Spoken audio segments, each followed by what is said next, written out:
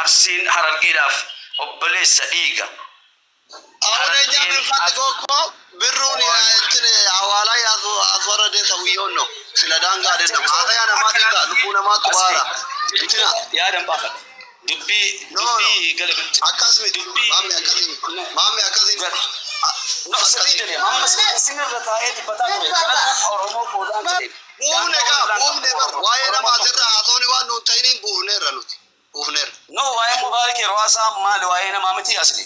Waa'ee Mubaarak illee itti bar wallolli gargaarsa irratti miti gargaarsa dhukkoo Mubaarak irratti miti jedhee bara. Mubaarak irratti maqaan isaa ka'ee iluun jechuudhaan as ture waan sinirra taa'ee dibbataa ture. Deebisee bar.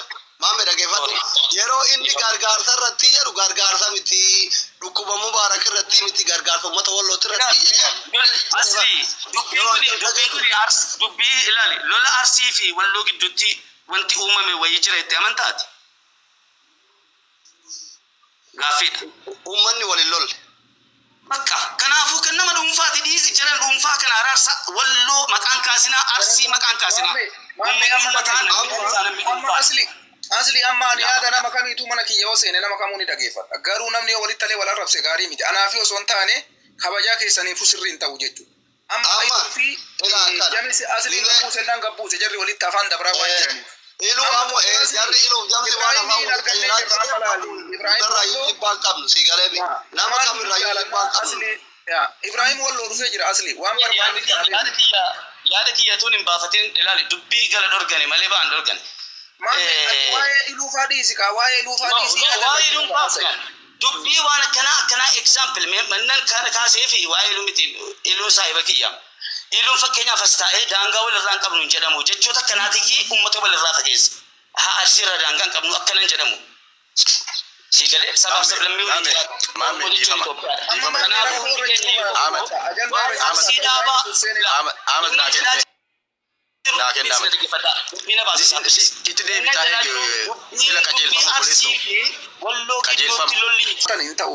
yaada wal obsuu walitti siquu rakkina jiru furuudhaaf tattaafachaa jirra malee rakkina biraa uumuuf miti. Tokko kana naa beeka. Namoonni gadi sin buufnes jechan taane waliin jettanii viidiyoo si waraabanii bor miidiyaa kanarra kana oofan. Kanaafuu gaarii miti kana akkasiin naa hubadha. Lammaffaarratti asli Ibrahim jechuun uummata Walloo bakka bu'ee yeroo hundaa waa'ee Walloo rakkina Walloo hawaasa Oromootitti dhiyeessuudhaaf yaada uummata Walloo keessa nama ijoo Ibrahim Walloo galatoomii bakka dhufte rakkina jiru hubachiisii Dr. Asli achi booda innis guyyaa borii galgala sagantaa jiru irratti hirmaatee rakkina jiru kana furmaata godhamee dhimma Walloof Arsii jedhu kana guutumatti barbaachisaadha jechuu barbaadeeti. Ibrahim hin caala ammoo Walloo keessa namni biraa namni barbaadu jiru. Hayyuu Walloo qabu isatti kontaaktii godha dhimma amma barbaannuufis furmaata guddaa nuu ta'a jedhee waan itti amanuuf kan akka kiyyatti asumaanuu isatti jabeessitee waan jirullee asli nu hubachiisuuf jechuu barbaade. Bareeda Ibrahim bagana jaan dhufte. Bagana gaannoo eddan. Bareeda waan deemaa jiru kana kuma qabda. Waa'ee isamma ijoollee wal arrabsituu baantamoo waa'ee maallaqaa amma dubbatu jirtanii baante. Waa'ee maallaqaa tan. Waa'ee maallaqaa sana ani har'umaan dhaga'e ijoollee mateenya irraayi ammoo ijoollee waan san keessa quba qabdullaa hin barrutti har'umaan dhaga'e akka jaanitti maallaqa san akkanatti fuudhamee ijoolleen dogongoraan fuunee waan kana hojjannee eega hojjanne immoo wanni kunooti maallaqni kuni kana nu harkaas galuun qabu maallaqa kana bakka dhufetti haa deebi'u waan jettuun maallaqa ijoollee sanirraa fuunee maallaqa ijoollee irraa fuudhame kana immoo Ahmad Bosona Baalee anarra galchaa jee maallaqa sirran galchinu kallattii maal bakkuma irraa ba'e san abbaa sanitti nama maallaqni sun walitti qabameef achumatti deebifna.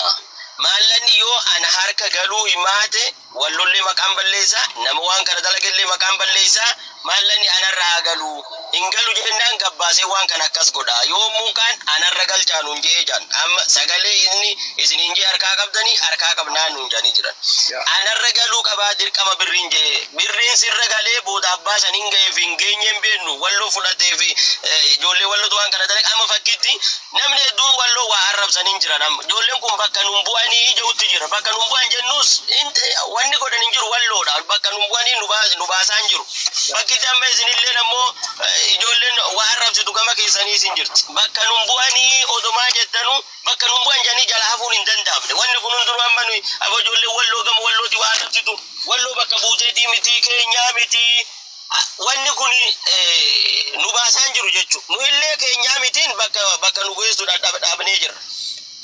Isinillee ammoo warri waa arrabsu nu bakkan buu malee garuu immoo wanni suni nu tuquun dhiisu hoggaa maqaa wallootiin gabbayee namni waa dalage waa arrabse nurra baga hanga feete ofirraa fageessite bakkeen dhaqaniin hin jiru.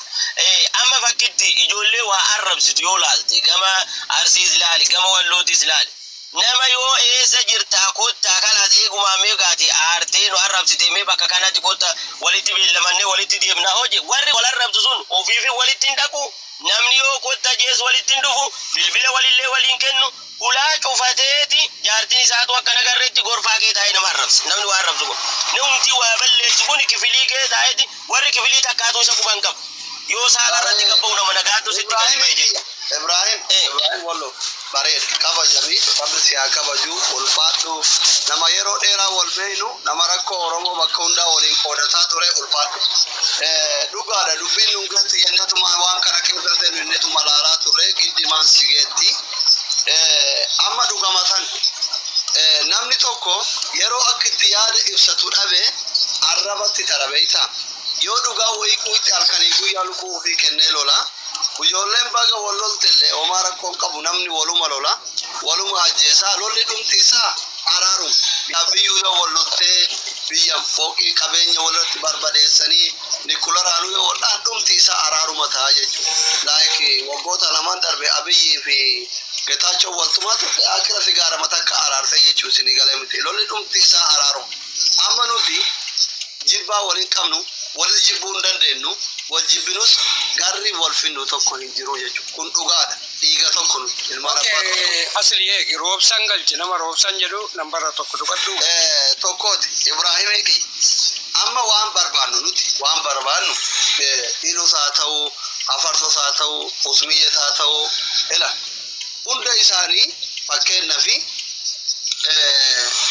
akka Oromoottis qabachuu dandeessan akka ilmaan si komandootti ani wallaala biyya bakka jiru kun illee qabuu danda'a dogoggora isaa irra jira irratti yeroo garuu dhugaa wayii qulqulltee wanno jedhan dhima dhiiftee laaltaa ga dubbiin bukooftu homaa wanni gootu hin jiru gaafa tagamtee dhufte dubartiin ho'i qabdi wallaala ofii gabbaatee hanfara hiikkattee qabdi aadaa kalee Oromoo waliin qabdi jara keessa amma ho'itti waan kana kaasee dubbii kanaatti waan gandaaf gandi wallolee uummanni bal'aa jibbiinsa qabuutti fidee egaa waan kanatti ijoollee keessa jira haadhaan guddoo dhugaan dubbii jara keenya mi'uu godhatu Ibrahimii fi sagalee kee gabbashaa jira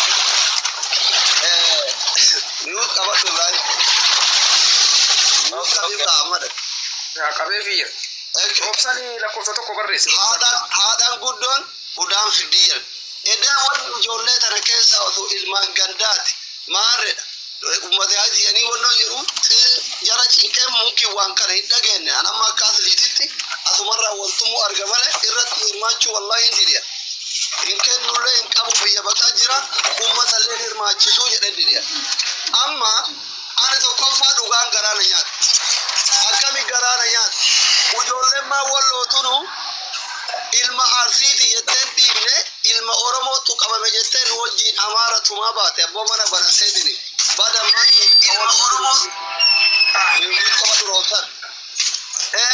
ijoolleen Jimmaa akkas Harargee akkas Arsii akkas gandi irraa nama qabee bar akka gandaatti akka Oromootti bira taranii akka gandaatti gumaacha goona jedhanii tumaa turan kun dhugaa lafa jiru sodaannee akka namni beeka kaawuntii banannee laalaa turre jechuudha nama 5,000 wala walatti gaaf namu gandaan warra wannoo jiru mi'uu qabiif waltumu jechuudha laalaa turre jechuudha amma Ibrahim yoo neetoon si buusellee ati eega waan kana quba qabaattee ijoolleen kenna ka walloo warri quban qabnellee kunoo dubbiin jirtu nama san yoo jibbitanillee namni amma iluu jibbuu danda'a dhugaan jibbina afarsoo jibbuu dandeettan dhugaan jibbina everything nama kamu asli jibbuu dandeettan amma jibbuu dandeettan pirezidaantii maamme makana halkanii guyyaa haratii arrabsu kanaayyuu jibbuu dandeettan dhugaa jibbuun gaarii miti wanni kun isa jibbuu dandeettan dhugaan jibbina amma jarri kun evidence harkaa qabnaa sagalee qabnaa jiranii osoo irratti duulaan fidan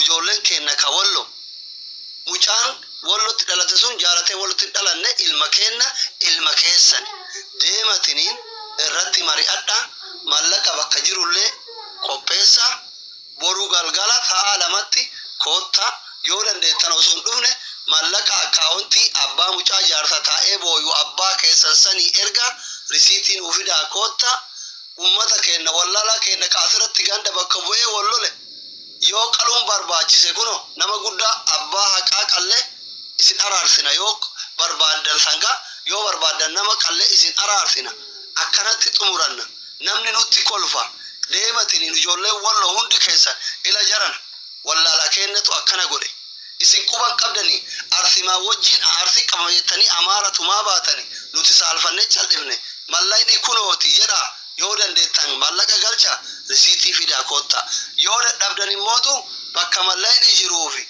dhugaa nuu fidaa kootta dubbiin isa irran tartu wallala irraa wallole hundi isaayyuu hin araaramaa baay'ineenyi Kuni kanuma asli dhugaa rabbi nama waan kana har'aan dhagahe amma dhagahe wallah waan kana garuu ilaan deemee gaafadha.